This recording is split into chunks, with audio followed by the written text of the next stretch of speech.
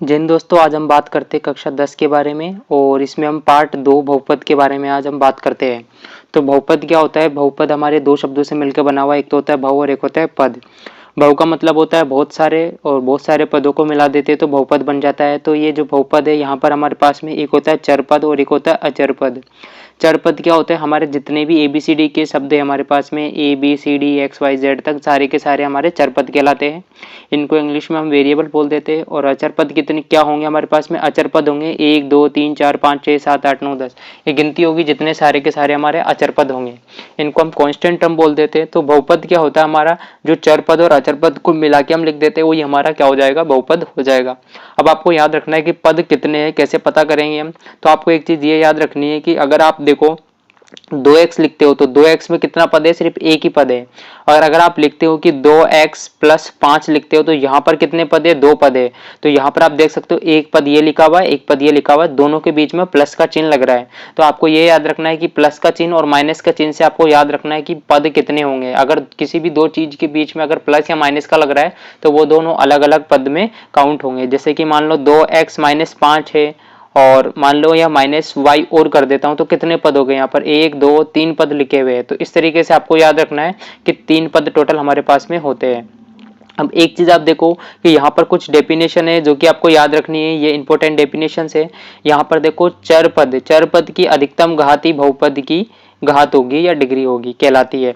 तो मतलब कि आपको एक क्वेश्चन पूछ ले कि चर बहुपद की अधिकतम घात क्या होगी या बहुपद की डिग्री क्या होगी या बहुपद की घात क्या होगी, इस तरीके का क्वेश्चन अगर आपको देखने को मिले तो आपको क्या करना है? उसके अंदर आपको चर पद देखना है और चर पद की जो अधिकतम घात होगी वही आपकी बहुपद की घात कहलाएगी। तो चर पद की अधिकतम घात ही बहुपद की घात होती है, ये चीज आपको याद रखनी है। इसके बाद में हमारे पास में क्या होता है? एक तो रेखिक बहुपद आपसे पूछ सकता है, एक द्विघात बहुपद पूछ सकता है या त्रिघात बहुपद पूछ सकता है।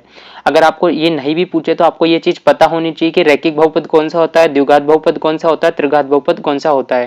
तो यहाँ हम देखते हैं कि अगर देखो चर पद की अधिकतम घात अगर एक हुई तो वो रैखिक बहुपद कहलाएगा, जिसका सामान्य रूप है ax प्लस c है। यहाँ पर a कभी भी जीरो नहीं होना चाहिए, तीनों कंडीशन में आपको याद रखना है। और चर पद की अधिकतम घात अगर 2 है तो वो द्विघात बहुपद कहला जाएगा, और अगर चर पद की अधिकतम घात 3 देखने को मिलती है तो वो त्रिघात बहुपद होगा। यहाँ पर हमने लाइन वाइज एग्जाम्पल लिख रखे, ये सारे के सारे जो एग्जाम्पल है ये रैखिक बहुपद के। यहाँ आप देख सकते हो x की जो अधिकतम घात है वो सिर्फ एक ही है। अब x हो या y हो या a हो या कुछ भी हो, चर पद हमने आपको बता दिया ABCD का कोई भी एक वर्ड हो सकता है, तो उसकी अधिकतम घात आप देख सकते हो एक ही मिलेगी। और द्विघात बहुपद में अधिकतम घात सिर्फ आपको 2 मिलेगी। जैसे यहाँ पर ये पूरा के पूरा एक बहुपद है इतना बड़ा, इसमें अधिकतम घात कितनी है? 2 मिल रही है। यहाँ भी अधिकतम घात 2 है, यहाँ भी अधिकतम घात 2 है, यहाँ भी अधिकतम घात 2 है, यू स्क्वायर आपको दिख रहा होगा। और यहाँ पर अधिकतम घात आपको 3 दिखने को मिलेगी। सभी में आप देख सकते हो कि अधिकतम घात आपको सिर्फ 3 मिलेगी, इसके अलावा कुछ नहीं मिलेगा। तो ये चीज आपको याद रखनी है, अगर अधिकतम घात 3 है तो वो त्रिघात बहुपद कहलाएगा या द्विघात बहुपद कहला जाएगा। इसके बाद में ये जो ABCD के वर्ड्स हमने लिखे हैं ये सारे के सारे क्या होंगे? वास्तविक संख्या होंगे। आपको ये याद रखना है कि ये वास्तविक संख्याएं होंगे, तो वास्तविक संख्या ही होनी चाहिए, इसके अलावा और कोई नहीं होना चाहिए। ठीक है। अब यहाँ आप देख सकते हो बहुपद के शून्यांकों की संख्या जितनी चर की अधिकतम घात होगी। यानी कि आपसे क्वेश्चन पूछ ले, मान लो कि MCQs जो हमारे होते हैं, मंजूसा एक क्वेश्चन दे उसके 4 ऑप्शन दिए होते हैं, उसमें कभी पूछ ले कि बहुपद के अधिकतम शून्यांक कितने होंगे और आपको कोई भी बहुपद दे सकता है। तो आपको करना क्या है? उस बहुपद में आप चर पद की अधिकतम घात देखोगे, उस बहुपद की चर की जो अधिकतम जितनी घात होगी ना उसके उतने ही शून्यांक होंगे, उसके चर की अधिकतम घात ही उसके शून्यांकों की संख्या होगी। मान लो कि अगर त्रिघात बहुपद है तो उसके शून्यांक 3 होंगे, अगर उसमें चर की अधिकतम घात 4 है तो इसके शून्यांक 4 हो जाएंगे। तो इसके आगे हम देखते हैं कि बहुपद के शून्यांकों के गुणांकों में सत्यता या संबंध। यह संबंध क्या होता है कि मान लो आपके पास में कोई एक बहुपद है ax की घात 2 प्लस bx प्लस c आपके पास में बहुपद है। तो इस बहुपद की आपकी जो गुणांक है इनके बीच के संबंध क्या होता है? तो संबंध देखो शून्यांक इसके आपको निकालने होंगे, तो इसका शून्यांक अल्फा और बीटा हमारे पास में आ जाएगा। ये कैसे निकालते हैं हम आगे भी डिस्कस करेंगे कि शून्यांक कैसे निकालते हैं। तो अल्फा और बीटा हमारे पास में 2 शून्यांक होगा, तो इनके गुणधर्म क्या होते हैं कि अल्फा और प्लस बीटा को आप जोड़ते हो तो यहाँ से आपको माइनस का b अपॉन a मिलेगा, और अल्फा गुणा b करते हो तो c अपॉन d मिलता है आपको। ये ABC क्या होता है? जो अभी हमने ऊपर लिखा था a x square plus b x plus c, ये क्या है, द्विघात बहुपद का सामान्य रूप है। तो यहाँ पर ये जो ए बी सी मिल रहा है ना, यही हमारे क्या होंगे, ए बी सी का मान होगा। वो हम आगे और चैप्टर में डिटेल से देखेंगे अभी इसके आगे कि कैसे निकालते हैं।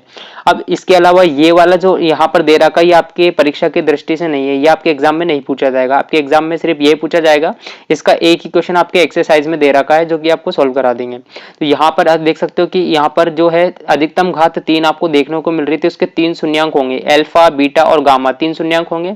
तो इनके जो संबंध होते हैं वो क्या होते हैं, तीनों को जोड़ देते हैं, alpha plus beta plus gamma बराबर माइनस सी बी अपॉन सी आ जाता है। और अल्फा गुणा बीटा, बीटा गुणा अल्फा और अल्फा गुणा गामा अगर करते हैं तो सी अपॉन ए मिल जाता है आपको। उसके बाद में आप तीनों को अगर गुणा कर देते हो तो माइनस डी अपॉन ए आपको मिल जाता है यहाँ पर। इसके बाद हम देखते हैं आगे क्या क्या चीज हमारे पास में है। यहाँ पर आपको एक चीज याद रखनी होगी, ये जो हमारा सारे के सारा सामान्य रूप है, यानी द्विघात बहुपद का सामान्य रूप ये है और एक ये है। तो यहाँ पर आपको जितने भी शून्यांक निकालने वाले क्वेश्चन आएंगे उसके लिए आपके इंपॉर्टेंट चीज है, ये एक शॉर्ट ट्रिक मैंने बनाई है कि कैसे आपको याद रखना है कि कब कौन सी चीज को काम में लेना है। तो आपको इन 3 चीजों से बाहर कभी कोई क्वेश्चन नहीं पूछा जाएगा। तो आपका जो द्विघात बहुपद है उसका आपको शून्यांक निकालने होंगे, वहां पर आपको 3 कंडीशन दे सकता है, या तो आपको इस तरीके का समीकरण दे सकता है, या फिर इस तरीके का समीकरण दे सकता है, या इस तरीके का समीकरण दे सकता है। हम बारी बारी तीनों को देखेंगे। यहाँ पर आप देख सकते हो आपके पास में ए एक्स स्क्वायर वाला भी है, बी एक्स भी है, सी भी है। यहाँ पर हमने सी को हटा दिया, सिर्फ ए एक्स स्क्वायर और बी एक्स रखा। तो एक बार सी को गायब कर दिया, इस बार यहाँ पर बीच वाले को गायब कर दिया, बी एक्स को।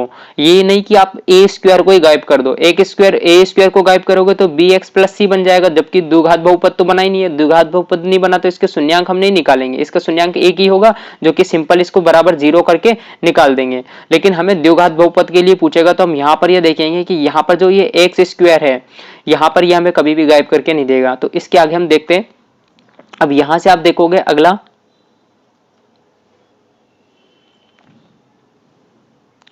यहाँ पर तो पहला कंडीशन हमने देखा था कि अगर हमारे पास में तीनों संख्याएं होगी तो उसको कैसे करेंगे। तो यहाँ पर आप देख सकते हो, ये मैंने कुछ रफ कार्य यहाँ पर कर रखा। तो ये रफ कार्य क्या होता है ये आपको मैं समझा देता हूँ। तो यहाँ से आपको ये देखना है कि जब आपको तीनों ये चीजें दी होती तो आपको एक चीज याद रखनी है, इनको पहले आपको सही क्रम में जमानी है। तो जैसे कि x square minus 2x minus 8, यानी सबसे पहले आपको अधिकतम घात रखनी है, जैसे एक्स स्क्वायर लिखा हुआ है। फिर आपको 2x रखना है जो कि क्या है आपकी x की घात 2 हो गई, x की घात 1 मान लेते हैं। इसके बाद में आपको क्या रखना है, अचर पद रखना है, यानी सबसे लास्ट में आपके पास में अचर पद होना चाहिए जो कि यहाँ पर 8 है। अचर पद को मैंने होता है गिनती वाला, जिसके साथ x y z नहीं होते। तो सबसे पहले आपको उसको सही क्रम में जमाना है। सही क्रम में जमाने के बाद आप क्या करोगे, सही क्रम में जम जाने के बाद में आपको क्या करना है, यहाँ पर जो अचर पद है उस अचर पद को लेना है जो कि यहाँ पर कितना है 8। तो मैंने यहाँ पर देखो 8 ले रखा है। अब इस 8 के आपको कोई दो ऐसे गुणनखंड करने हैं जिसको जोड़ने पर या तो दोनों को आप जोड़ो या दोनों को आप माइनस करो। उसके बाद आंसर क्या आना चाहिए, इस बीच वाले टर्म का गुणांक आना चाहिए। तो यानी -2x है, -2x, इसका गुणांक क्या है, माइनस का 2 है। माइनस का 2 आपके पास में आना चाहिए, तो ये माइनस का 2 हमें लेकर आना है। तो हमने क्या करा, इसके जो गुणांक है 8 हमारे पास में चर पद था, इसको हमने गुणनखंड किया तो हमारे पास में 4 गुणा 2 गुणनखंड हो गया। 4 गुणा 2 गुणनखंड हुआ तो हम क्या कर सकते हैं, 4 प्लस 2 अगर हम करते हैं तो 6 आता है, तो हम जोड़ नहीं सकते। 4 माइनस 2 करते हैं तो हमारे पास में 2 मिल जाता है। हमें 2 तो चाहिए लेकिन माइनस का 2 चाहिए, तो हम क्या कर सकते हैं, 2 माइनस 4 कर देंगे, उल्टा कर देते। तो माइनस का 2 हमें यहाँ से मिल जाएगा। तो हमारे जो गुणनखंड होंगे वो हमारे गुणनखंड क्या क्या हो जाएंगे, यहाँ पर आप देख सकते हो कि जो गुणनखंड होगा एक तो होगा हमारे पास में 2 और एक होगा हमारे पास में माइनस का 4। तो ये 2 गुणनखंड हो जाएंगे। अब यहाँ पर 2x के साथ में माइनस का लग रहा है तो इन दोनों के साथ भी x लगा दो, दोनों के साथ x लग रहा है। तो इसके बाद अगला आप देख सकते हो कि हमने क्या किया, यहाँ पर आप देखो कि यहाँ पर हमने एक्स स्क्वायर को वैसे के वैसे रखा, फिर जो हमारे गुणनखंड थे उसको हमने गुणनखंड कर दिया। ये वाला हमारा ऊपर का समीकरण है, यहाँ पर एक्स स्क्वायर रखा, एक माइनस का 4x गुणनखंड हुआ था, एक 2x गुणनखंड हुआ था। ऐसा जरूरी नहीं है मैं इसको पहले -4x वाले को लिया, ऐसा कोई जरूरी नहीं है। आप पहले 2x वाले को भी ले सकते हो, इससे कोई दिक्कत नहीं आएगी। उसके बाद में 8 वैसे का वैसे था, इन सबको 0 के लेके चलना है, आपको 0 के साथ में लेके चलना है, 0 बराबर में लेके चलना है। अब यहाँ से आपको क्या याद रखना है कि यहाँ पर आपको एक चीज देखनी है, मैं और इसको बड़ा कर देता हूँ।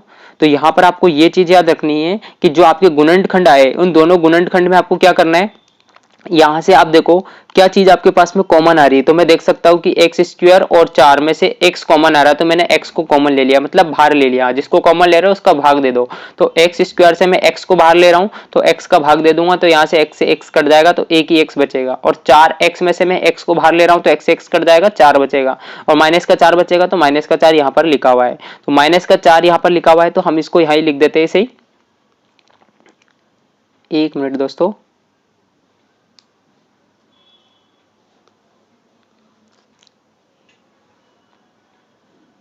यहाँ पर आप देख सकते हो कि माइनस का 4 हमें देखने को मिल रहा था, तो ये माइनस का 4 हमारे पास में है। तो यहाँ से आप देख सकते हो कि माइनस एक्स माइनस 4 हमारे पास में यहाँ पर बन गया। इसके बाद आप देख सकते हो कि यहाँ से क्या कॉमन आ रहा है, तो यहाँ से हम 2 कॉमन ले सकते हैं, 2 को बाहर ले लिया तो यहाँ 2x से 2 बाहर लिया तो x माइनस 4 बच जाएगा। तो यहाँ पर आप एक चीज देख सकते हो कि ब्रैकेट में जो भी आपके पास चीज बन रही है ना, ये हमें से एक जैसी बननी चाहिए दोनों तरफ। यहाँ भी आपके x माइनस 4 बन रही है, यहाँ भी x माइनस 4 बन रही है। जो समान एक जैसी बन रही है उसको तो एक बार ले लो, और जो ब्रैकेट के बाहर बच गए उनको आप दूसरे वाले ब्रैकेट के अंदर ले लो। क्या बचा, x प्लस का 2, तो 2 और प्लस का x बचा, इसको हमने ले लिया। तो यहां से क्या कर सकते हो, इसको आप बराबर 0 के अलग कर दो, ये वाला, और इसके 0 का अलग बराबर कर दो। तो ये दोनों को हमने बराबर कर दिया। तो यहां से हम देख सकते हैं, अब आप देखो ये यहां से x माइनस 4 बराबर 0 किया तो यहां से x का मान आ जाएगा 4, ठीक है। और यहां से x का मान आ जाएगा माइनस का 2। तो पहला जो आता है उसको अल्फा बोल दो, दूसरा जो आता है उसको बीटा बोल दो। तो इस तरीके से आपको ये करना है। और यहाँ पर इतना हो जाने के बाद में ये आपके क्या हो गया, शून्यांक निकल कर आ गए। शून्यांक निकलने के बाद आपको क्या करना है, आपको बोलेगा इनके बीच के बीच के सत्यता की जांच करो, इसके गुणांकों के बीच की सत्यता की जांच करो। तो उसके लिए क्या करना है, आपको ये a b c d इनका मान निकालना है। तो ये सारे मान कहां से निकल कर आएंगे, ये मैं आपको बता देता हूं कि यहाँ पर देख सकते हो आपकी जो एक्स स्क्वायर के साथ जो गुणांक है, भाई a क्या होता है, हमारा जो सामान्य समीकरण था, सामान्य समीकरण मैंने आपको बताया था, वो था हमारा a x square plus b x plus c, ये द्विघात बहुपद का सामान्य गुणांक था, सामान्य बहुपद था। तो एक्स स्क्वायर, तो एक्स स्क्वायर का गुणांक क्या होता है, ए। तो यानी ए क्या, ए का मान क्या होगा, जो एक्स स्क्वायर का गुणांक होगा। तो यहाँ पर एक्स स्क्वायर का गुणांक क्या है, एक है, तो एक हमने ए का मान ले लिया।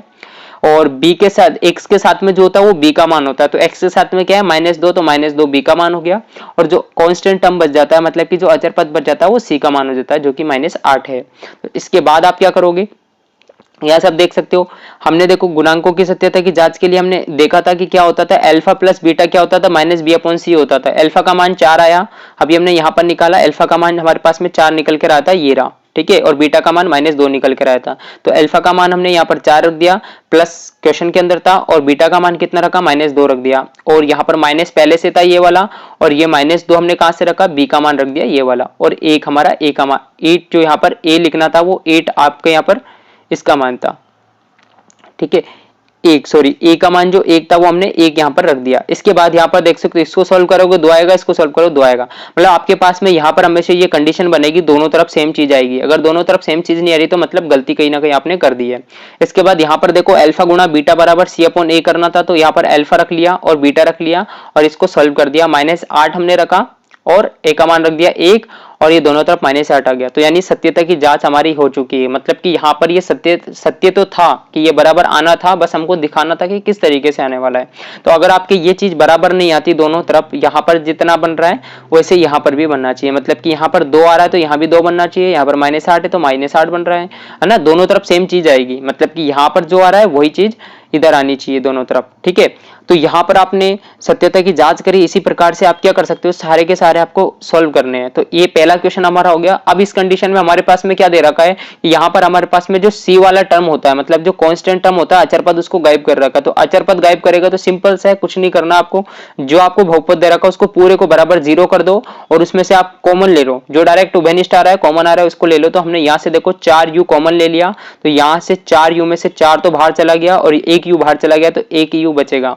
8 में से 4 बाहर चला गया तो 2 बचेगा। आप देख सकते हो 8u में से अगर 4u आप बाहर लेते हो तो ये u से तो u कट जाता है, 4 से 8 कट जाता है, 2 बार में तो 2 बच जाता है। तो इस तरीके से हमने इसको बाहर लिया। उसके बाद में देख सकते हो 4u को बराबर 0 अलग कर दो और u प्लस 2 जो हमारे ब्रैकेट में बन रहा था उसको 0 के अलग कर दिया। तो यहाँ से u का मान हमारे पास में 0 आएगा तो अल्फा का मान हम 0 बोल सकते हैं, और यहाँ पर u का मान -2 आएगा तो बीटा का मान 0 बोल सकते हैं। गुणांक की सत्यता की जांच आप खुद कर सकते हो, जैसे मैंने अभी आपको ऊपर बताया है। यहाँ पर वही a b c के मान आपको निकालना था, यहाँ पर c नहीं दे रखा था, c का मान 0 कर दिया।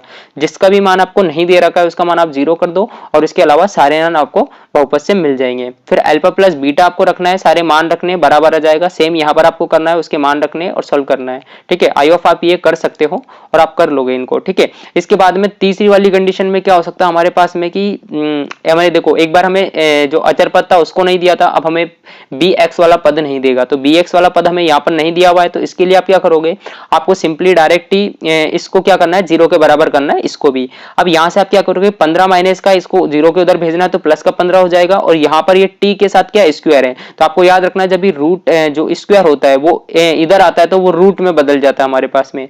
और एक चीज और आपको याद रखनी, जब भी किसी भी नंबर के ऊपर रूट अगर आप लगाते हो तो उससे पहले आपको प्लस माइनस लिखना पड़ता है। ठीक है, क्योंकि ये कोई तरीका है कि आपको लिखना ही पड़ेगा, क्योंकि क्या होता है कि जैसे अगर मान लो आप 25 गुणा -5 गुणा 5 कर रहे हो तो भी 25 आएगा, और -5 गुणा -5 कर रहे हो तो भी 25 आएगा। तो हम बता नहीं सकते कि वो जो रूट के अंदर नंबर है वो माइनस वाले नंबर है या प्लस वाले नंबर है, इसलिए हम उसमें प्लस माइनस लगा दे। तो यहाँ पर हमने क्या करा, t प्लस माइनस √15 आ गया। अब देखो t का मान एक बार प्लस का ले लेंगे, एक बार माइनस का ले लेंगे, तो यही दो इसके शून्यांक हो जाएंगे, यहाँ पर अल्फा का मान और बीटा का मान। और ऐसा कोई फिक्स नहीं है, फर्स्ट वाला अल्फा होगा उसको आप बीटा भी बोल सकते हो, लेकिन अल्फा बीटा गामा ऐसे हमारे सीरीज चलती है तो इस तरीके से हम बोल देते हैं। गुणांकों के बीच की सत्यता की जांच आप स्वयं कर सकते हो। a का मान निकाला, एक है यहाँ पर, टी का है, टी स्क्वायर का गुणांक 1 है। बी हमें नहीं दे रखा तो बी का मान हमने 0 रख लिया। सी का मान हमारे पास दे रखा है -15।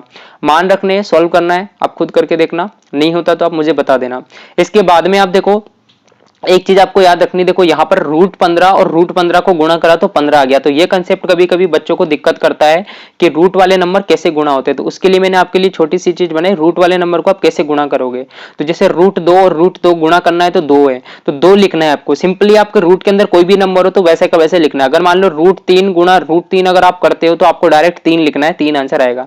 अब ये आएगा कैसे, इसके पीछे का लॉजिक मैं आपको समझा देता हूँ। तो इसके पीछे का लॉजिक आपके पास में ये है कि अगर आप √2 गुणा √2 करते हो तो रूट दोनों पे लग रहा है, तो रूट को हमने क्या करा, कॉमन ले लिया रूट। ठीक है, और 2 गुणा 2 लिखा हुआ था, 2 गुणा 2 लिख दिया। अब 2 गुणा 2 कितना होता है, 4 हो जाता है। और आपको बता रखा है कि जो स्क्वायर रूट होता है जिसका पूर्ण वर्गमूल होता है उसको बाहर ले लेते हैं। तो 4 क्या होता है, 2 का वर्ग होता है, 4 2 का वर्ग होता है, तो 4 का जो वर्गमूल होगा वो क्या हो जाएगा, 2 हो जाएगा, इसलिए 2 बाहर आ जाता है। तो आप डायरेक्ट लिख दो, जो रूट वाले नंबर है समान उनको समान ही वैसे के वैसे आपको लिखना है। इसके बाद में जोड़ने वाले जो चिन्ह होते हैं उसमें भी कभी कभी बच्चों को दिक्कत आ जाती है, तो उसके लिए भी मैं आपको बता देता हूँ किस तरीके से आपको करना है। तो यहाँ पर आप देख सकते हो कि जब आपके पास में जोड़ना और घटाना है उसके लिए आपको एक चीज देखनी है। जब भी आपको कोई चीज जोड़नी और घटानी है तो उसके लिए एक अलग कंसेप्ट है, और गुणा और भाग करनी है तो उसके लिए आपके पास अलग कंसेप्ट है। तो जब आपके पास समान चिन्ह होते हैं तो आपको क्या करना है, जोड़ना है। ठीक है, जब भी आपके पास समान चिन्ह है तो आपको जोड़ना है। चिन्ह हमारे पास में एक प्लस का चिन्ह होता है, माइनस का चिन्ह होता है, गुणा का होता है, भाग का होता है। मोस्टली ये 4 चिन्ह हमारे पास में होते हैं। समान चिन्ह का मतलब है कि अगर -2 और -2 आपको दिख रहा है तो -2 दोनों के पास समान चिन्ह है माइनस का, तो आप जोड़ दो, कितना हो जाएगा, 4 हो जाएगा। दोनों माइनस तो माइनस का 4, दोनों प्लस है तो प्लस का 4 आ जाएगा। जैसे कि मान लो अगर मैं यहाँ देखूं कि भाई मेरे पास में 2 + 2 लिखा हुआ है और ये भी प्लस का 2 है, लेकिन हम लगाते नहीं है। तो देखो दोनों प्लस के हैं, दोनों क्या करेंगे, समान चिन्ह है तो जोड़ दो आप। दोनों प्लस के तो प्लस, दोनों माइनस के तो माइनस के। तो समान चिन्ह का तो सिंपल सा फंडा है, अगर समान चिन्ह है तो आपको हमेशा जोड़ना है, यानी माइनस के चिन्ह हो या प्लस के चिन्ह हो। दूसरी दिक्कत क्या है हमारे पास में, असमान चिन्ह होने पर। असमान चिन्ह होने पर आप हमेशा घटाओगे। अगर एक प्लस का और एक माइनस का है, जैसे मान लो कि मैं -7 लिख देता हूँ, +5 लिख देता हूँ, तो एक वाला जो नंबर है वो तो प्लस का है और एक वाला नंबर हमारे पास में माइनस का है, तो हम क्या कर देंगे, घटा देंगे। और घटाने के लिए आप हमेशा एक चीज याद रखोगे, बड़े में से छोटे को घटाना है। तो 7 में से 5 गया तो 2 आ जाएगा। अब यहाँ पर आपको क्या चीज याद रखनी की जो चिन्ह है वो किसका आएगा, तो मैंने लिखा चिन्ह बड़े नंबर का आएगा। तो बड़ा नंबर कौन सा है इसमें, 7 है, तो 7 बड़ा नंबर है तो 7 का ही चिन्ह आएगा। 7 कितना है, माइनस का, तो माइनस का 2 आंसर हमारे पास में यहाँ पर देखने को मिलेगा। तो आपको याद रखना है, छोटी सी कंसेप्ट है जो कि आपको याद रखना है, कब प्लस का माइनस का आएगा सिंबल और कब माइनस जोड़ना है घटाना है। तो बच्चों की छोटी छोटी ये प्रॉब्लम है, कभी कभी नंबर कट जाते हैं। उसे गुणा भाग में सिंपल सा फंडा है, अगर दोनों नंबर माइनस के हैं तो प्लस में आंसर आएगा। जैसे कि -2 गुणा -2 है तो दोनों को गुणा कर देंगे, 4 आ जाएगा। और दोनों माइनस के है तो प्लस का ही 4 आएगा। ये मत कर देना माइनस का जाएगा समान चिन्ह वाला। समान चिन्ह वाला जोड़ने और घटाने में ही काम आता है, गुणा भाग में नहीं आता है। अगर एक माइनस का है तो हमेशा आपके पास में माइनस का उत्तर आएगा। अगर यहाँ पर आप इसको प्लस का कर देते हो तो एक प्लस और माइनस है तो माइनस का ही उत्तर आएगा, ये आपको याद रखना है। उसके बाद में ये भी है, अगर दोनों प्लस है तो प्लस क्या आएगा, सिंपल सी बात है, बताने की बात नहीं है। और माइनस प्लस है तो माइनस का ही आएगा, सिंपल है, ये एक ही बात है। ये वाला और ये वाला दोनों एक ही बात है। तो ये आपका कंप्लीट होता है। इसके बाद आगे देखते हैं हम।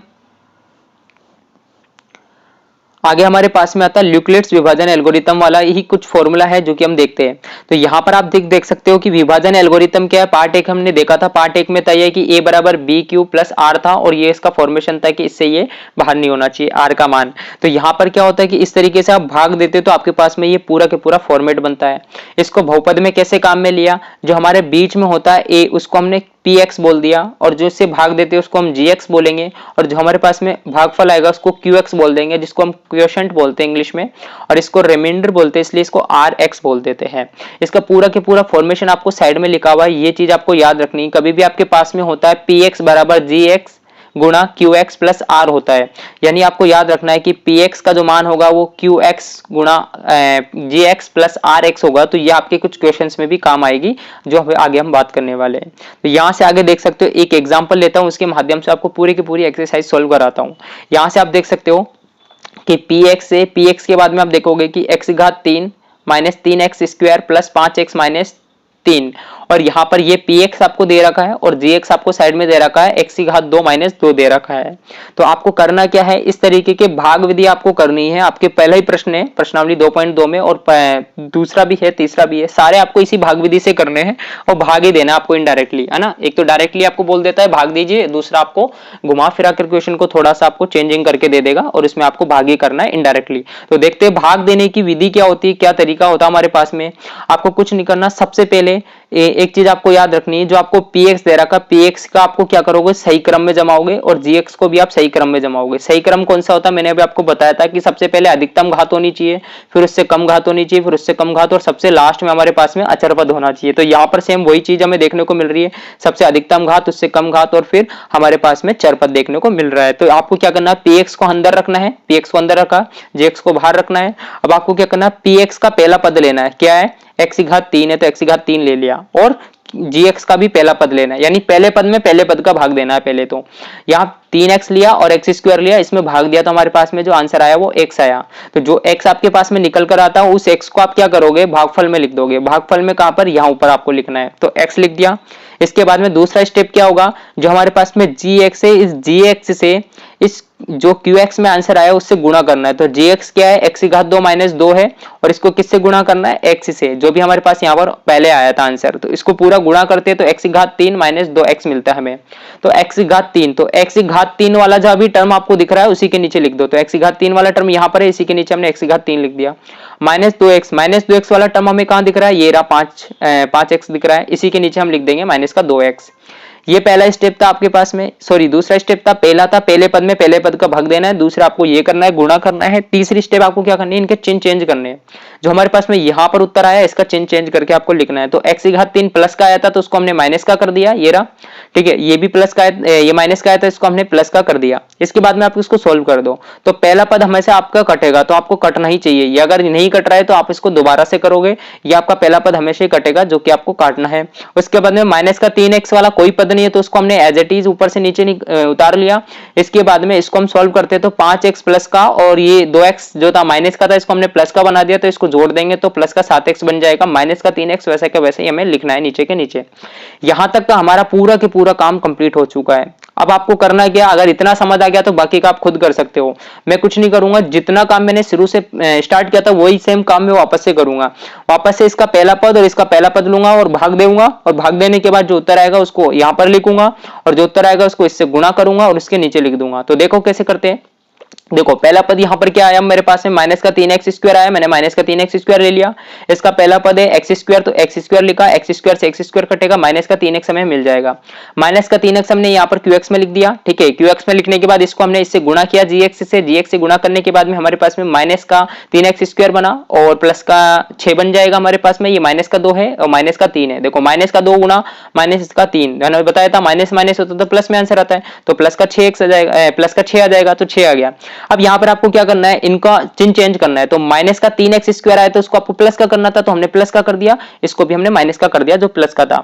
इसके बाद में पहला टर्म हमेशा आपका कट जाएगा जो कि हमने काट दिया। 7x वाला कोई टर्म नहीं है, इसको हमने ऐसे कैसे लिया ऊपर से और इसको हमने जोड़ा तो माइनस का 9 आ गया। तो इस प्रकार से हमारा जो है पूरा कंप्लीट होता है। यहां से आपको क्या करना है, अब देखो भागफल आपको लिखना है। जो भी भागफल आया, क्या भागफल आया था हमारे पास में, x माइनस 3 आया था। उसके बाद में शेषफल हमारे पास में क्या बचा, 7x माइनस 9 बचा, ये शेषफल है। यहाँ पर नोट आपको एक समझा देता हूँ क्या होता है कि आपको पूरा पूरा भाग देना है। अगर भाग देने पर यहाँ पर ये जो शेषफल आया इसकी जगह पर आपके 0 आ जाता है, तो 0 आने के बाद आप क्या कह सकते हो कि ये जो gx है ना, x² माइनस 2, ये px का एक गुणनखंड होगा या शून्यांक होगा, ठीक है। और अगर यहाँ पर ये 0 नहीं आता है तो ये इसका शून्यांक या गुणनखंड नहीं होगा। यदि भाग पूरा देने के बाद में शेषफल 0 या 0 आ जाता है तो देखो, यदि यहाँ आप देखो, यदि भाग देने पर बाद में शेषफल 0 या 0 आ जाता है तो जीएस पीएक्स का गुणनखंड या शून्यांक होगा। तो आपको ये याद रखना है कि शून्यांक होगा या नहीं होगा। तो आपसे क्वेश्चन ये भी पूछेगा, बताइए कि पीएक्स में जीएक्स का भाग देके बताइए कि जीएक्स इसका पीएक्स का गुणनखंड है या नहीं है। आपका इस क्वेश्चन तरीके से आ जाएगा। तो आपको भाग विधि देनी है, भाग देके देखना है, अगर 0 आ रहा तो वो इसका गुणनखंड है और 0 नहीं आ रहा तो उसका गुणनखंड नहीं होगा। इसके बाद में दूसरा एग्जाम्पल हम देखते हैं। ये हमारा जो 2.1 का ही दूसरा क्वेश्चन है, ये आपको मैं बता देता हूं, मैं उसमें बताना भूल गया था। तो यहां से आप देखो कि आपकी क्वेश्चन इस तरीके से आएगा कि एक द्विघात बहुपद ज्ञात कीजिए जिसके शून्यांकों के योग तथा गुणनफल क्रमशः दी गई संख्या है। जो आपको दे रखी 1/4 और माइनस का 1 दे रखा है। तो यहां से आप देख सकते हो, यहां से आपको ये सोल्यूशन फिक्स याद करना है, जो आपको याद ही रखना है, बस थोड़ी सी चीजें जो आपको समझनी है। माना कि द्विघात बहुपद आप क्या करोगे, ax² plus bx plus c मान लोगे और शून्यांक उसका अल्फा और बीटा मान लोगे। ये लाइन आपको बिल्कुल लर्न करनी है, ऐसी कैसी याद करनी है, हर बार लिखनी है। दूसरा आपको क्या चीज याद रखनी है, शून्यांकों का योग आपको दे रखा है, शून्यांकों का योग कितना दे रखा है, 1/4। तो शून्यांकों का योग क्या होता है, अल्फा प्लस बीटा होता है और इसका फॉर्मूला होता है माइनस बी अपॉन ए होता है। तो शून्यांकों का योग 1/4 दे रखा था, रखा और यहाँ पर इसको एज इट इज उतार लिया। उसके बाद में शून्यांकों का गुणनफल दे रखा है, बीच में लाइन ड्रॉ कर देना। शून्यांकों का गुणनफल दे रखा है, गुणनफल क्या होता है, अल्फा गुणा बीटा होता है, सी अपॉन ए होता है। और यहाँ पर माइनस का 1 दे रखा था गुणनफल, तो हमने -1 लिख दिया, सी अपॉन ए हमने लिख दिया, ठीक है। यहाँ से आप इसके बाद देख सकते हो, यहां तक का तो आपको बिल्कुल याद करना है, कोई चेंज नहीं करनी, कुछ भी नहीं करना। इसके बाद की चीज जो है आपको समझनी, जो मैं आपको समझा देता हूं। आपको क्या करना है, सिर्फ ए के मान पे ध्यान देना है, बाकी इसी से कोई मतलब नहीं है। ए के मान पे ध्यान देना, ए का मान दोनों जगह पे समान होना चाहिए, इधर भी ए का मान बराबर होना चाहिए, इधर भी ए का मान बराबर होना, दोनों तरफ अगर ए का मान बराबर है तो आपका आंसर आ चुका है। तो आप किस तरीके से करोगे, आपको ये चीज देखनी है। देखो यहां पर ए का मान, देखो ए का मान 4 आ रहा है और यहां पर ए का मान आपके पास में कितना आ रहा है, इसको -1 को 1 लिख सकते हैं, ए का मान 1 आ रहा है। तो आपको क्या करना है, यहां पर ए का मान 4 बनाना है। तो ए का मान 4 बनाने के लिए क्या करोगे, आप माइनस का 1 लिखा हो, अपनी मर्जी से 1 आप लगा सकते हो। ए का मान 4 लगाने के लिए आप ऊपर भी 4 से गुणा कर दो, नीचे भी 4 से गुणा कर दो। तो इसको अगर 4 से गुणा करते तो माइनस का 4/4 बन जाएगा, जो कि वही -1 लिखा हुआ होता है ये, ठीक है। तो यहाँ पर ये पूरी की पूरी कंडीशन हमारे पास में ये वाली बन जाती है। अब आप देख सकते हो ए बराबर 4 यहाँ पर भी आ रहा है और ए बराबर 4 यहाँ पर भी आ रहा है, तो ए का मान तो फिक्स हो गया, 4 आएगा, ठीक है। उसके बाद में बी का मान आप देख सकते हो, बी के बराबर में क्या आ रहा है, 1, तो 1 आ गया। लेकिन ये माइनस का क्यों आया, क्योंकि ये बी माइनस का था, तो माइनस का 1 उत्तर यहाँ पर आया। सी के बराबर में कितना आ रहा है, -4, तो ये -4 यहाँ पर आ गया, तो सी के बराबर में -4 आ गया। तो उभयनिष्ठ द्विघात बहुपद क्या हो जाएगा, जो हमारे हमने माना था ax² plus bx plus c माना था, तो यहाँ पर abc के मान रख दो। a का मान कितना आया था, 4, तो a का मान 4 रख दिया, x² वैसे के वैसे देख सकते हो आप। b का मान कितना था, -1, तो -1 रखा तो -1 ही बनेगा। c का मान 4 आया था माइनस का, तो माइनस का 4, ये उभयनिष्ठ गुणनखंड हो गया। यहाँ तक आपका पूरा हो गया। और आपको एक चीज और याद रखनी, ये वाली चीज आपको याद रखनी जो आपके आगे की क्वेश्चन में काम देगी। भाज्य बराबर क्या होता है, भागफल गुणा शेषफल प्लस भाज्य प्लस शेषफल होता है। इसके बाद आगे देखते हैं,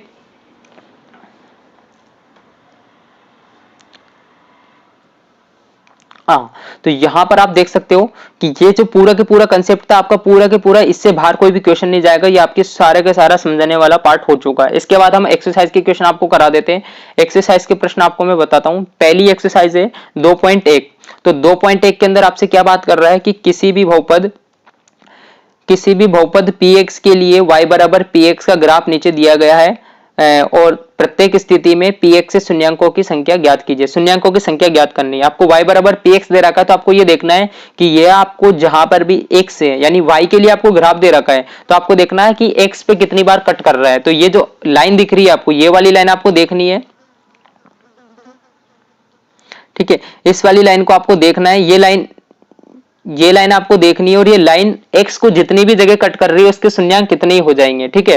तो ये x लाइन को देखो, ये x लाइन आपको दिख रही होगी, इस लाइन को कहां पर टच कर रही है, कहीं भी टच नहीं कर रही, तो इसके शून्यांक कितने होंगे, 0 हो जाएंगे। इसके शून्यांक आप देख सकते हो, ये एक जगह पे टच कर रही है तो इसका शून्यांक 1 हो जाएगा। ये कितनी जगह पे टच कर रही है, 1 2 3, 3 जगह पे टच कर रही है तो इसका शून्यांक 3 हो जाएगा। इसके बाद में अगला आप देख सकते हो यहां पर ये 2 जगह पे टच कर रही है तो इसके शून्यांक 2 हो जाएंगे। ये 1 2 3 4 जगह पे टच कर रही है तो इसके शून्यांक 4 हो जाएंगे। ये 1 2 3 जगह पे टच कर रही है, इसके शून्यांक 3 हो जाएंगे। तो 2.1 में प्रश्न ना के बराबर आपके चांस है कि आपसे पूछेगा, इसके अलावा आपसे कोई प्रश्न नहीं पूछेगा। यहाँ आपके जो पूछने वाले प्रश्न है वो आपके 2.2 से शुरू होते हैं, 2.2 से आपके प्रश्न पूछने वाले हो सकते हैं। तो पहला प्रश्न आपके यहाँ पर देखने को मिलेगा, निम्नलिखित द्विघात बहुपद के शून्यांक ज्ञात कीजिए और शून्यांकों तथा गुणांकों के बीच के संबंध की सत्यता की जांच कीजिए। जो प्रश्न आपको पहला ही एग्जांपल कराया था मैंने, इसका पहला क्वेश्चन आपको करा भी दिया, ये वाला क्वेश्चन मैंने आपको कराया था पूरा, वैसे ही आपको करना है। दूसरा प्रश्न मैंने आपको इसमें ये वाला कराया था एग्जांपल के तौर पे, और तीसरा प्रश्न मैंने आपको ये वाला कराया था। बाकी सारे के सारे सेम है, इसी तरीके से आपको करने हैं। और गुणांकों के बीच की जांच भी मैंने आपको कराई है और शून्यांक भी निकालना सिखाया था, अल्फा और बीटा कैसे निकालते हैं। तो ये पहला प्रश्न आप खुद करोगे, बाकी जो बच गए 1 2 और 3 प्रश्न बच गए, 3 मैंने करा दिए थे। दूसरा प्रश्न मैंने अभी अभी आपको कराया है। तो देखो दूसरा प्रश्न में क्या था, यहाँ पर हमें दे रखा है कि एक द्विघात बहुपद ज्ञात कीजिए जिसके शून्यांकों का योग तथा गुणनफल दी गई संख्या है। तो इसका पहला ही प्रश्न मैंने आपको अभी अभी कराया है जस्ट, तो वो इसी तरीके से आपको करना है। इसमें भी सेम वही करना है, इसमें भी सेम, सभी में वही करना है। आपको क्या करना है, ए के मान पे ध्यान रखना है, ए बराबर आपको दोनों जगह सेम बनना चाहिए। यहाँ पर माइनस का बी अपॉन ए होगा, यहाँ पर सी अपॉन ए होगा, तो ए का मान आपको दोनों तरफ पे सेम करना है। सेम करोगे तो अपने आप ही आपका उत्तर मिल जाएगा, रोबेनिस्ट गुणनखंड आपको देखने को मिल जाएगा। तो इस प्रकार आपका ये जो है कंप्लीट होता है। इसके बाद हम बात करते हैं अगला 2.3 के बारे में। तो 2.3 के पहला क्वेश्चन हमारे पास में ये देखो कि विभाजन एल्गोरिथम का प्रयोग करके निम्न में से px को gx से भाग देने पर भागफल तथा शेषफल ज्ञात कीजिए। तो आपको भागफल निकालना है और शेषफल निकालना है। इसका पहला प्रश्न मैंने जस्ट अभी आपको सोल्व कराया ये वाला, और बाकी भी सेम आपको इसी तरीके से करना है। इसका भागफल और शेषफल हमने देखा था कितना आया था, भागफल x-3 आया था और शेषफल 7x-9 आया था। तो इस तरीके से आपको ये बाकी भी सॉल्व करना है। यहाँ पर भी आप इसमें क्या करोगे, ये वाला पद अंदर ले लोगे और इसका भाग दोगे, ठीक है। इसको पहले सही क्रम में जमा लोगे। यहाँ पर आप एक चीज देख सकते हो कि आपको क्या दे रखा है कि पहले आपको एक्स स्क्वायर दे रखा है, फिर आपको अचर पद दे रखा है, फिर एक्स स्क्वायर दे रखा है। तो इसको सही क्रम में आप जमाओगे, पहले एक्स स्क्वायर लिखोगे, माइनस का x लिखोगे और प्लस का 1 लिखोगे। इस तरीके से पहले सही अरेंज करोगे, सही जमाने के बाद में आप इसका भाग दोगे। आपको भाग करना है सेम उसी प्रकार से और आपको पूरा का पूरा सोल्व करना है। प्रश्न 2 इसका मैं आपको बताता हूं। प्रश्न 2 में क्या बोल रहा है आपको, प्रश्न 2 हमसे पूछ रहा है कि पहले बहुपद से दूसरे बहुपद को भाग करके जांच कीजिए कि प्रथम बहुपद द्वितीय बहुपद का गुणनखंड है या नहीं है। जस्ट अभी मैंने बताया था कि गुणनखंड ये आपके शून्यांक पूछता है तो वही आपको बताना है। तो यहाँ पर देखो ये पहला आपके पास लिखा हुआ है टी स्क्वायर माइनस 3 लिखा हुआ है, दूसरा लिखा हुआ है 2 की घात 4 प्लस 3 की घात 3 टी की घात 3 माइनस 2 टी की घात 2 माइनस 9 टी माइनस 12 है। तो इस पूरे के पूरे बहुपद में आपको टी स्क्वायर -3 का भाग देना है और भाग देते जाना है। और भाग देने के बाद में अगर आपके पास में जो शेषफल है, शेषफल अगर आपके पास में शून्य मिल रहा है, 0 आ रहा है, तो ये इसका गुणनखंड होगा, और शून्य नहीं आ रहा तो आप गुणनखंड नहीं होगा, ठीक है। आप लिख देना कि भाई पहला बहुपद द्वितीय बहुपद का गुणनखंड नहीं है, या पहला बहुपद द्वितीय बहुपद का गुणनखंड है। इस प्रकार से आपको लिखना है। ये सारे क्वेश्चन आपको करने हैं, सेम इजी है। बस आपको याद रखना है कि भाग विधि, जो भी हमने भाग देना आपको सिखाया वो आपको आना चाहिए। उसके बाद में प्रश्नावली में कुछ नहीं बचता है। अगर भाग विधि में फिर भी आपको कोई दिक्कत हो तो आप मुझे बता देना, उसको मैं और अच्छे से आपको बता दूंगा आगे। तो इसके बाद में प्रश्न 3 देखते हैं। प्रश्न 3 के अंदर क्या बात कर रहा है हमसे, प्रश्न 3 में हमें बोल रहा है कि 3x की घात 4 प्लस 6x की घात 3 minus 2x square minus 10x minus 5 के अन्य शून्यांक ज्ञात कीजिए यदि इनके दो शून्यांक आपको दे रखे। ये वाला प्रश्न आपको मैं ओरली समझा देता हूं, इसमें मैंने आपको सोल्व नहीं किया। तो यहाँ पर आपको क्या करना है, इसमें आप देख सकते हो अधिकतम घात कितनी है आपको, चर पद की अधिकतम घात 4 दिख रही है, तो इसके कितने होंगे, 4 शून्यांक होंगे, 1 2 और 3, 4 शून्यांक होंगे, जिसमें से आपको 2 शून्यांक दे रखे हैं। देखो आप, एक शून्यांक ये और एक शून्यांक ये। आप यहाँ पर एक चीज नोटिस करोगे, एक बार प्लस एक बार माइनस दे रखा, तो ये दोनों क्या होंगे, जो टी स्क्वायर माइनस 15 वाला किया था ना, वैसे ही इसका एक शून्यांक आ जाएगा। मतलब इस तरह की कंडीशन बनेगी। उस कंडीशन को आपको इस पूरे बहुपद में भाग देना, और भाग देने के बाद में आपके पास 2 शून्यांक और निकल जाएंगे। इसको एक बार आप ट्राई करना, ठीक है। एग्जाम में पूछने के चांसेस के बहुत कम होते हैं, इस तरीके का आपसे पूछेगा नहीं, बाकी पूछ सकता है, आपकी बुक में दे रखा है तो कुछ भी आ सकता है। तो इसको आप सेल्फ ट्राई करना। अगर आपसे नहीं आता है तो आप मुझे कमेंट में बता देना, मैं इसको भी सोल्व करा दूंगा आपके लिए, ठीक है। चौथा प्रश्न देखते हैं। यहाँ पर चौथे प्रश्न में हमें दे रखा है कि एक x घात 3 minus 3x square plus x plus 2 को एक बहुपद gx से भाग देने पर भागफल और शेषफल क्रमशः इस प्रकार हमें प्राप्त होता है, gx ज्ञात कीजिए। तो यहाँ पर आपको करना है क्या, देखो यहाँ पर आप इसमें आप भाग दे रहे हो किसका, gx का भाग देने पर भागफल आपके पास में x माइनस 2 आता है और शेषफल आपके पास में माइनस 2x प्लस 4 आता है। आपको gx ज्ञात करना है। तो gx ज्ञात करने के लिए आपको क्या करना है, मैंने अभी जस्ट आपको बताया था कि जो हमारा जो फॉर्मेशन होता है ल्यूक्लिड्स विभाजन एल्गोरिथम का, वहां से आपको याद रखना था कि भाई भाज्य, या फिर इसको मैं उसी फॉर्मेट में लिख देता हूं। हमने बताया था कि px बराबर क्या होता है, qx गुणा gx प्लस rx होता है। तो यहाँ पर आप देख सकते हो भागफल क्या होता है, qx होता है। तो qx का मान कितना दे रखा, माइनस का 2x दे रखा है, और gx का मान कितना दे रखा, आपको निकालना है, तो gx को ऐसे रहने दो। rx आपको दे रखा शेषफल कितना दे रखा, ये रहा, तो उसमें यहाँ पर मान रख दो। और px आपको दे रखा, ये वाली चीज आपकी px है, ये रही। तो आप क्या करो, यहाँ से आपको निकालना है, gx का मान निकालना है। तो rx यहाँ पर क्या है, प्लस का, तो इसको इधर भेज दो, तो ये माइनस का हो जाएगा। फिर qx यहाँ पर क्या हो रहा है, गुणा, तो इसको इधर भेज दो, भाग, तो यानी आपको भाग करना है। तो भाग आपको किस तरीके से करना है, वही सिंपली आपको भाग विधि ही फॉलो करनी है यहाँ से gx निकालने के लिए। तो आप qx का भाग दोगे। अब इस बार आपको qx का भाग देना है px के अंदर। किस लिए देना है आपको, gx निकालने के लिए देना है। तो इस क्वेश्चन को भी आप सेल्फ ट्राई करना, ठीक है। सेम भाग विधि ही देनी है आपको, इसमें कुछ नहीं करना। पहले इस वाले नंबर को इस वाले नंबर को आपको इससे माइनस करना है, फिर उसमें आपको x माइनस 2 का भाग देना है, और भाग करने के बाद में आपका उत्तर आ जाएगा। दूसरी चीज, अब प्रश्न 5 जो है, प्रश्न 5 आपके एग्जाम में नहीं पूछेगा, है ना। 0.0001% चांस है कि आपके एग्जाम में पूछ ले, बाकी नहीं पूछता है। बोल रहा है कि बहुपद px gx qx और rx के ऐसे उदाहरण दीजिए जो विभाजन एल्गोरिथम को संतुष्ट करते हैं। तो ये आपको घात दे रखा है कि घात px और qx होना चाहिए। इस तरीके की कोई आपसे पूछेगा नहीं, उदाहरण आप लिखिए, क्योंकि उदाहरण बहुत सारे हो सकते हैं, और उस तरीके से हमें विभाजन एल्गोरिथम प्रयोग करने के लिए याद रखना पड़ेगा कौन कौन से हो सकता है। जैसे कि यहाँ पर आप देख सकते हो कि इसको इससे भाग दोगे तो वहां पर 0 अगर आ रहा होगा तो वो विभाजन एल्गोरिथम को फॉलो कर रहा है, तो वो एक उदाहरण इसका हो जाएगा यहाँ पर। तो इस तरीके के प्रश्न आपसे नहीं पूछेंगे। आपको प्रश्नावली जो 3.3 है वो पूरा कंप्लीट होता है दोस्तों। कंप्लीट हो जाने के बाद में आपसे बस यही है कि वीडियो कैसा लगा आप हमें कमेंट में जरूर बताएं, और अपने दोस्तों के साथ ज़्यादा से ज़्यादा शेयर करें, और सपोर्ट आपका बनाए रखें। जो भी आपको समस्या होती है वीडियो में देखने के बाद, क्वेश्चन समझ नहीं आता या कोई क्वेश्चन आपको पर्टिकुलरली उसका सोल्यूशन चाहिए, तो आप मुझे कमेंट के माध्यम से बता दो, मैं आपको उसका पर्टिकुलर सोल्यूशन दे दूंगा किसी भी क्वेश्चन का। मेरा मेन मोटिव ये है कि मैं आपको कंसेप्ट क्लियर करूँ पूरे चैप्टर का, और कम से कम समय में आपको ज़्यादा से ज़्यादा पढ़ा सकूँ। तो अपना जो ये वीडियो है इसके अंदर पूरा के पूरा तीसरे चैप्टर का सारा निचोड़ मैंने आपको दे दिया। इसके अलावा कोई आपके चीज़ नहीं बचती है पार्ट 2 के अंदर कि आपको क्या करना है। इसके बाद पार्ट 3 हम बात करेंगे, और उसमें भी आपको मैं कोशिश करूंगा एक ही वीडियो के अंदर पूरा का पूरा इसका निचोड़ दे दूं, जो कि आपके एक शॉर्ट नोट की तरीके भी काम करेगा। मतलब कि जैसे भी आपको एग्जाम में क्या होता है कि इतना सारा पढ़ नहीं पाते बच्चे, तो क्या होता है छोटी छोटी चीजें देखकर ही भी आप पूरे अच्छे नंबर लेकर आ सकते हो। तो शॉर्ट नोट्स जो होते हैं, शॉर्ट नोट्स हमारे क्या काम आते हैं, वो जल्दी से याद हो जाते हैं। तो ये आपका सिर्फ एक निचोड़ है, जो कि आपको क्या करना है, छोटे से छोटे टाइम में आपका आधे से 1 घंटे में पूरा के पूरा चैप्टर आप रिवीजन कर सकते हो। बस आपको ये चीजें पढ़नी है जो मैं आपको पढ़ा रहा हूँ, ये सारा के सारा निचोड़ होता है। अगर एक ही क्वेश्चन मैंने कराया उसको 10 बार करो, उसके जैसे 50 क्वेश्चन आप खुद ही कर लोगे। ठीक है, बाय दोस्तों, टेक केयर। क्या आप घर बैठे कक्षा 10 की कोचिंग ज्वाइन करना चाहते हो, वो भी बिल्कुल निःशुल्क? तो आज ही DMS एकेडमी को YouTube पर सब्सक्राइब कीजिए और पाइए ढेर सारे निःशुल्क कोर्स, जिसमें आपको गणित, विज्ञान, अंग्रेजी और अन्य विषयों में पढ़ाई कराई जाएगी। तो अभी जाइए यूट्यूब पर और DMS एकेडमी को सब्सक्राइब कीजिए और अपने दोस्तों के साथ शेयर कीजिए।